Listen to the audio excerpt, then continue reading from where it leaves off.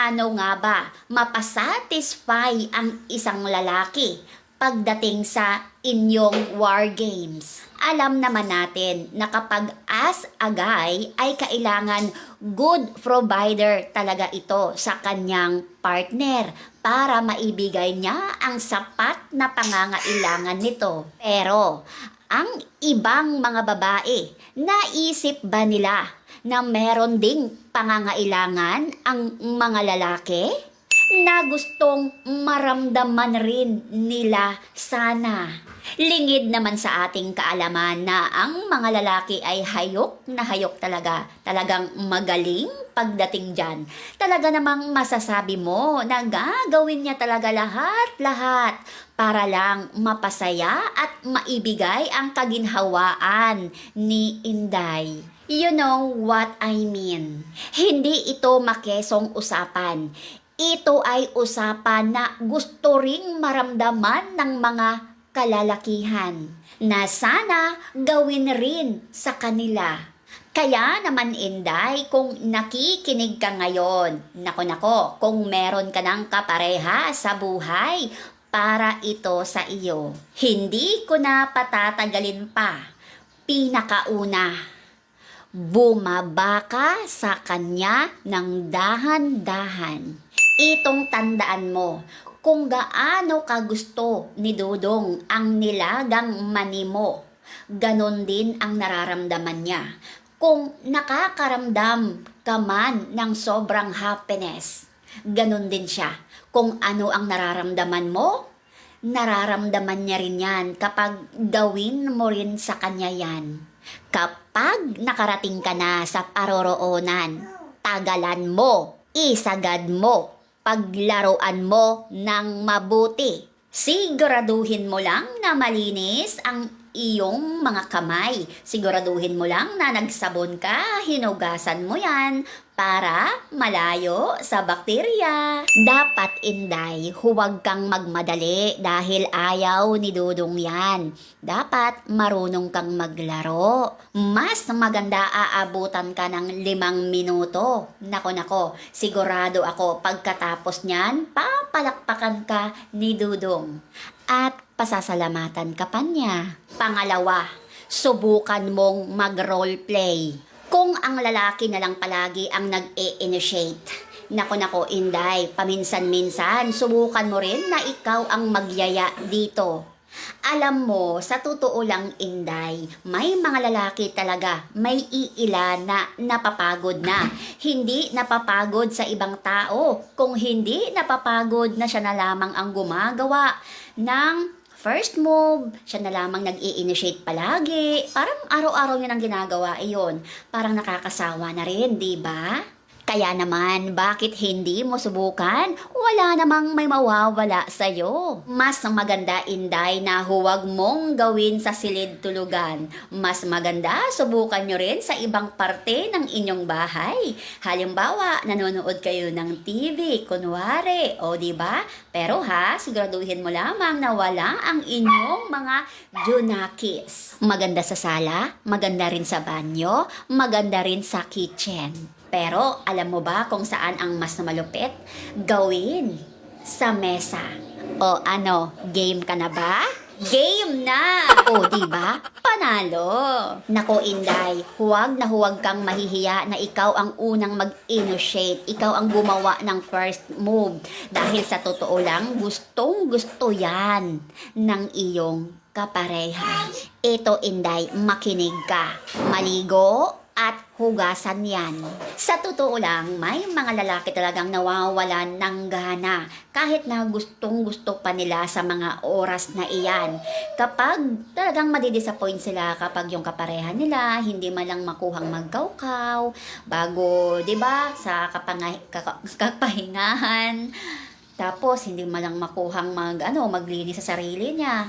Tapos amoy asim pa. Kaya naman nawawala na ng gana si Dudong pagdating sa mga ganyan. Kaya naman paminsan-minsan ay magpabango ka rin, maglinis ka rin kapag alam mo na mahaba-haba na yung buhok mo. Lalo na dyan sa ilalim. Gupit-gupit din, Inday. Kasi naman may mga dyan kapareha na iyong kapareha na malay mo maselan, nandidiri kapag masyado ng mahaba. Hindi na ginugupitan, hindi na hinuhugasan, hindi na binabanlawan. Nako naman, Inday. Kahit sino ba naman talagang mawawala na ng gana sa iyo kapag gano'n na lamang ang senaryo mo taon-taon. Kaya advice ko sa iyo, gawin mo yan. Kailangan malinis, mabango, bago tumabi rito. Para mapasaya mo naman siya, o di ba? Amoy pa lang ni Inday. Nako, ganadong-ganado na si Dudong doon. Ito pa, kailangan mag-usap. Pag-usapan kung ano ang gusto ng isa't isa. Hindi lang yung talagang ang babae lang ang may gusto. Kaya naman dapat, Inday, tanungin mo rin ang iyong kapareha kung ano ang gusto niya. Alam nyo, ang susi sa dalawang taong nagmamahalan ay dapat nag-uusap kung ano yung mga desire nila pagdating sa mga bagay na iyan. Hindi lang bahala na pagsapit ng gabi kung ano ang mangyayari. Nako, Inday. Huwag ganon. Kailangan tanungin mo rin, kausapin mo rin ang iyong kapareha.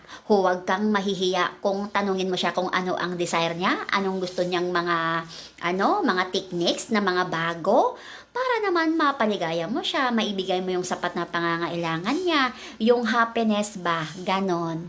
Huwag kang mahiya, Inday, lalo na kapag kasal naman kayo, may mga junakis naman kayo, o di ba? Bakit ka pa mahihiya? Nako, huwag kang mahiyang tanungin ang iyong kapareha kung ano ang mga gusto niya, ano yung mga paborito niya na gustong gawin, o di ba? Mas maganda 'yon na nag-uusap kayong dalawa. Alam mo, kung gaano ka napapaligaya ni Dudong, ay gawin mo rin sa kanya. Bumawi ka rin, hindi yung parang wala kang action, hindi ka gumagalaw, ganun-ganun lang, 'di ba? Nagpapakasarap ka lang, nagpapakasaya ka lang, mag-isa, ini-enjoy mo lang, pero hindi mo alam. Gustong-gusto rin sana 'yan maramdaman ni Dudong, pero hindi mo ginagawa sa kanya kasi nga akala mo satisfied na rin sila, akala mo okay lang sila, akala mo talagang nag-e-enjoy sila. Oo nga, nag-e-enjoy sila, pero iba pa rin kasi may pakiramdam din yan sila, may feelings din yan sila kagaya mo. 'Di ba? Kung ano yung nararamdaman mo, gusto rin nilang maramdaman 'yon. Kaya dapat, Inday, ha, advice ko sa iyo, makiramdam ka, mag-ano ka naman, 'di ba? Palawakin mo naman yung isip mo. So, ayun. Alam nyo, kaya ako ito inano talaga. Kasi may nagtanong sa isa nating mga dito, subscribers, na kung paano daw mapasatisfy o paano mapasaya ang kanyang kapareha. Kasi nga, parang siguro nararamdaman niya na rin na parang lagi na lang yung nag-i-initiate yung lalaki, yung boy, pero si girl, parang siguro nanlalamig na, nawawala na ng di ba? Kaya huwag mo yang hintayin na darating ang araw na manlamig sa iyo si boy. Kaya dapat mag-initiate ka rin, gumawa ka rin ng paraan para mapasaya mo siya, mapangiti mo siya ba, ganon. So, ayun, pasensya na kayo kung kayo nang bahalang umintindi dyan, bahala na kayo dyan, basta yun na yun. So, ayun, kung paano mo paligaya, marami pang paraan, pero yung pinakauna, yung number 1 na sinabi ko, talagang sinasabi ko sa iyo, kapag marunong kang tumunton doon, bumaba ka lamang doon, hanapin mo yon, paglaruan mo yon, tagalan mo, nako, kahit yun lang, sapat na para sa kanila.